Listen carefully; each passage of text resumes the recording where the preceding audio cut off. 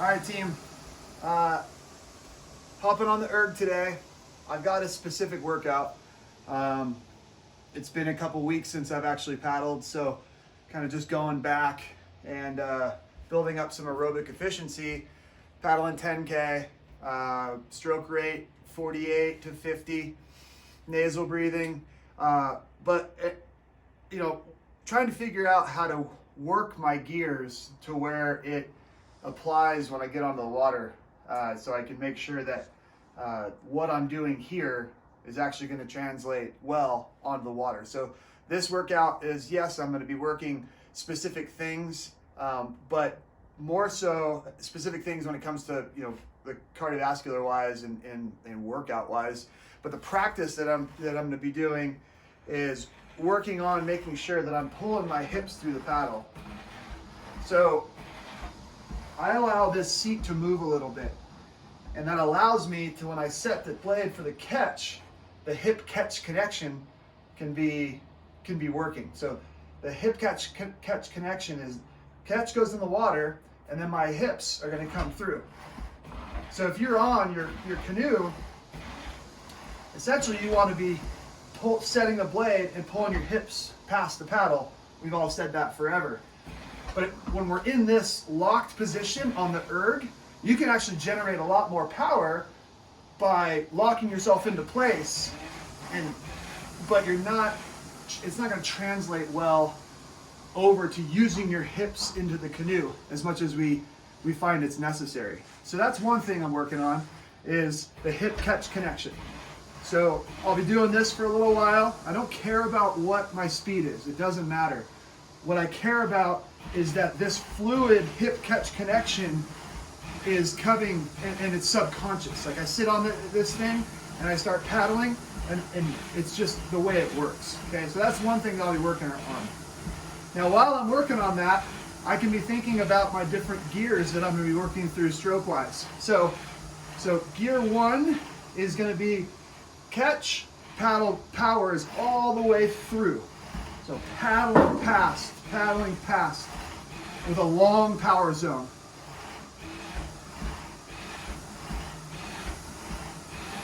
Then gear number 2 is, I'm not going to reach out so far.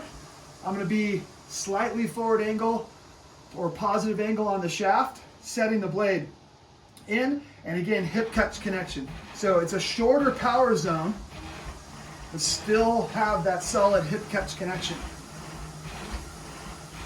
Nasal breathing.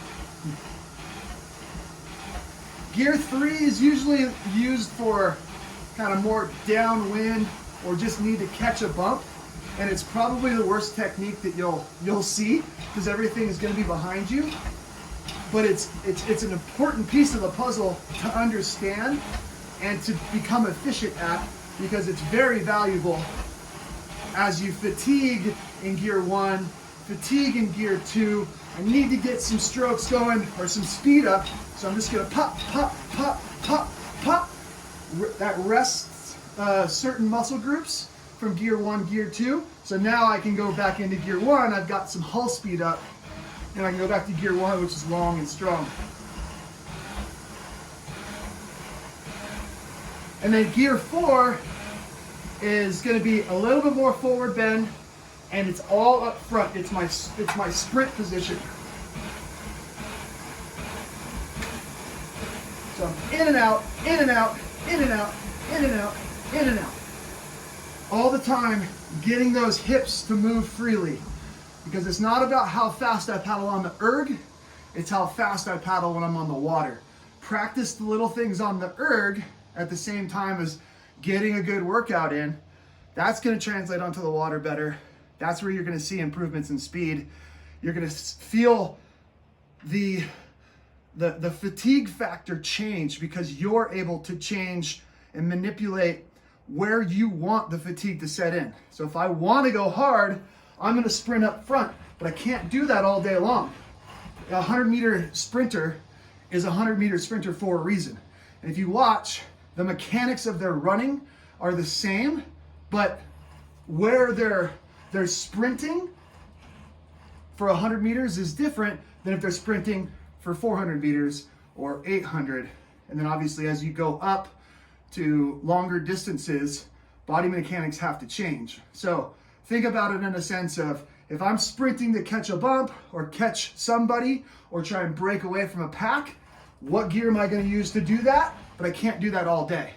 So I have to figure out different gear. So utilize the erg to play around with the gear shifting and get those hips loose. Hip catch connection. That translates well into the water. Keep smiling. 10K, 48 to 50 stroke rate. Keeping my heart rate down into my zone 1, zone 2. Nasal breathing and smiling. All right, next time. Woo!